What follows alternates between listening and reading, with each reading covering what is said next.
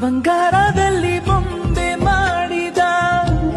ಆರಂಭೆಗಿಂತ ರಂಗು ನೀಡಿದ